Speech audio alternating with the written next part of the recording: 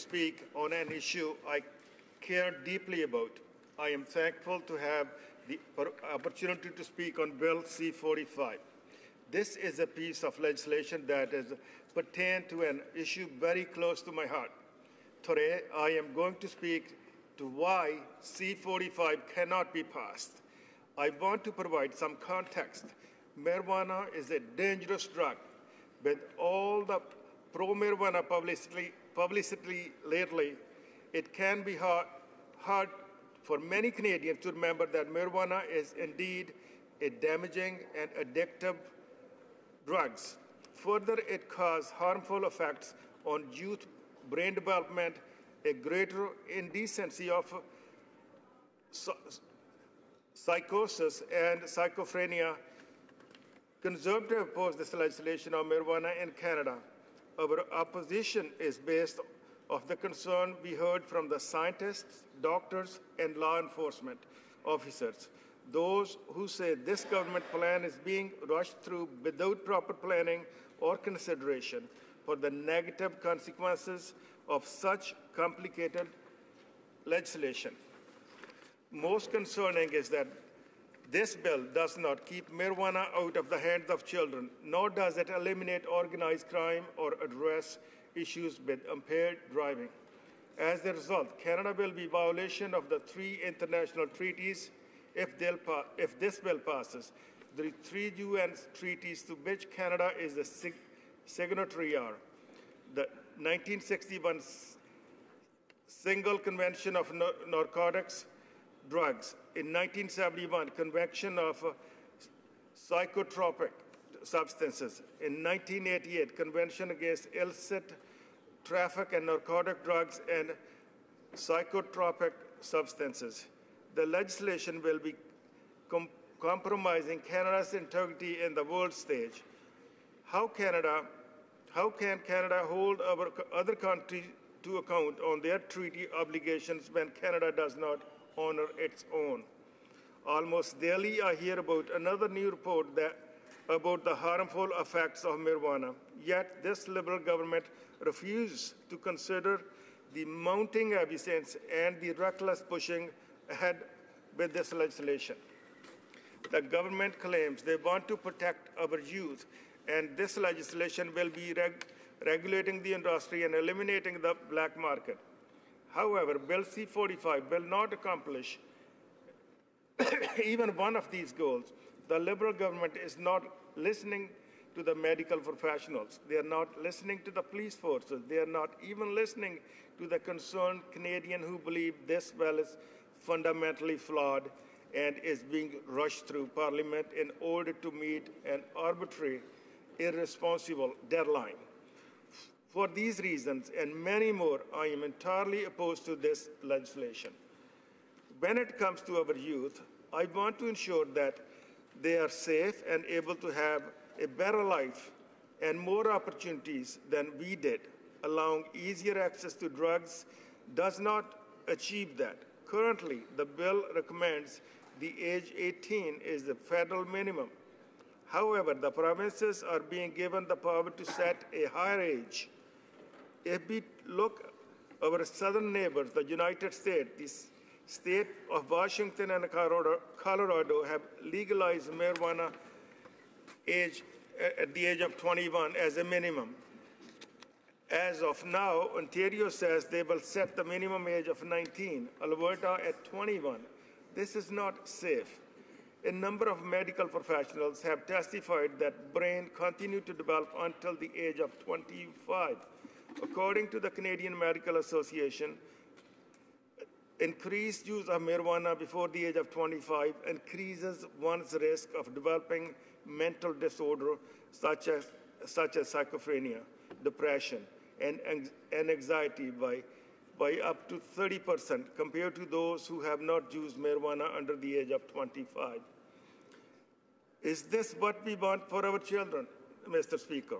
This is most certain not what I want for my children, my constituents, or Canadians. For these reasons, the Canadian Medical Association and various other medical professionals recommended increasing the age which the person can consume marijuana, to 21 at the very least. The government will fail our children if they go through with this legislation. The second goal they claim to achieve through this legislation is regulating the industry. Let me explain why they will not reach this goal either. Bill C-45 allows for 4 plants per household with no height restriction on the plants. If grown in the optimal condition, this could yield as much as 600 grams of marijuana. The vast majority of witnesses at health committees spoke strongly against homegrown in their testimony, including most medical groups and the police forces that appeared.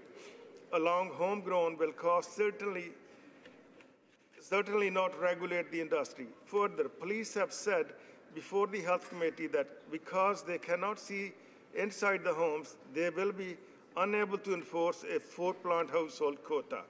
Even more concerning is that the large network of legal homes grown could easily become an organized crime network. This is not regulating the industry. This is not eliminating the black market. This is internally inconsistent. This is also bringing me back to my worry for our youth. This bill does not keep marijuana out of hands of youth, which is one of the stated goals of the bill in 7A. If the marijuana is in the home, youth will have access to it. Not to mention the issue is of impaired driving that will increase as a result of legalization.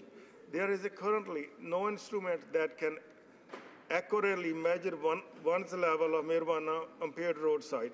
Canada is unable to train officers at home on how to recognize marijuana impaired drivings. We do not have the technology or resources, so the government needs to send officers for expensive, lengthy training in the United States. Our police do not currently have the resources and the training required to manage the increased threat of impaired driving associated with the legalization of marijuana. This training currently has backlog and waitlist. Canada is not ready for this. As it stands, this legislation is not what is the best for Canadians. Mr. Speaker, Canadian families expect safe and healthy communities in which to raise their children. Elected representatives can and should provide guidance on drugs to reflect the view of all Canadians.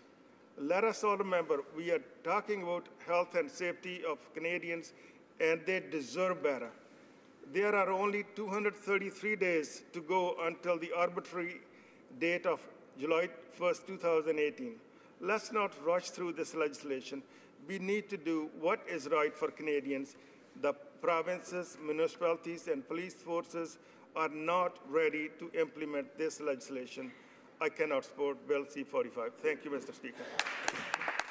Questions et commentaires, questions and comments. Honorable député de The honourable member for Montarville.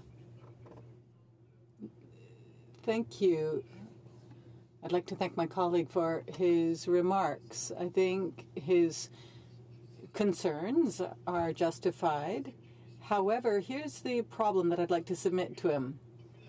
We have a very high population between the ages of 17 and 25, and they use marijuana, and it's illegal. So why would we limit that age? How would that solve the problem? Thank you, Mr. Speaker. There are many issues to solve this thing.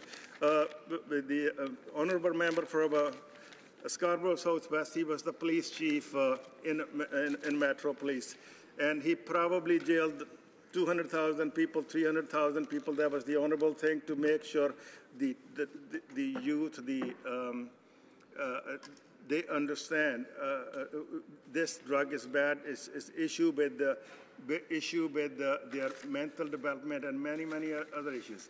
I think this is more from the liberal hypocrisy, since the Prime Minister smoked in his, as he said, his brother smoked and other family members smoked. This is just pushing through to our throat to the all Canadians. I think it is simply wrong to push through what somebody else's personal beliefs are. This is one of the other reason, and we will simply won't support it. Questions and comments, the honourable member for Kootenay, Columbia. Thank you, Mr. Speaker, and I'd like to thank my colleague for his words today.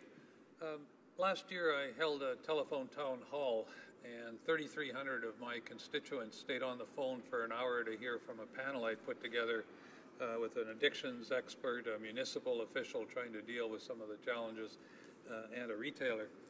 And they produced a list of questions and concerns, which I then submitted to the Minister of Justice and the Minister of Health, and was able to put together a very nice report that's available to my constituents. But the number one thing that came through all that was concerns about safety for children, safety for the public. And from my perspective, certainly, we need to make sure that education, and a lot of money goes into education moving forward to try and talk about the issues associated with marijuana use, but also to keep the public safe. So I'm interested, through you, Mr. Speaker, to the member, if you don't agree with the path that the Liberal government is currently on, what is the best way to keep Canadians safe moving forward? Because mandatory sentences certainly have not worked in the past. So what does he see as a way to keep Canadians safer going forward? Member for Markham, Unionville. Thank you, Mr. Speaker, and thank you to the member for his question. Mr. Speaker, I did the town hall meeting last year. 98% people said no to this legislation in Markham, Unionville. And the second part, there are many questions came out of it. This was the educating. How are we educating the kids? What is bad? If it's legalized, how much is our budget? The other questions came when this legislation go through. What happened if somebody had a glass of beer and he had the cannabis with him? He light up the cigarettes. The accidents. The police cannot handle the stuff what they're handling today. Imagining we are more burden on the police. What happened to the kid who picked up a brownie at home who had these marijuana oil? All those things in it.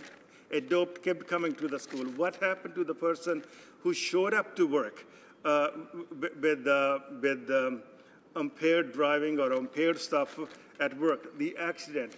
Who is picking up the police bills? According to the Colorado the report, they were looking for triple the cost for the policing. They were looking for triple the cost for paramedics. And they were or at least doubled or tripled the homelessness. The government hasn't done the homework. So they're pushing it through, they're pushing it fast, they're not ready, the police force is not ready, the people are not ready, people are not educated with all these things. We are simply requesting to the Liberal government to go back to the board and redraw the whole thing. What is the hurry of July 1st, 2018? We should be celebrating our birthday of July 2018. Why are we pushing it through? Resuming debate.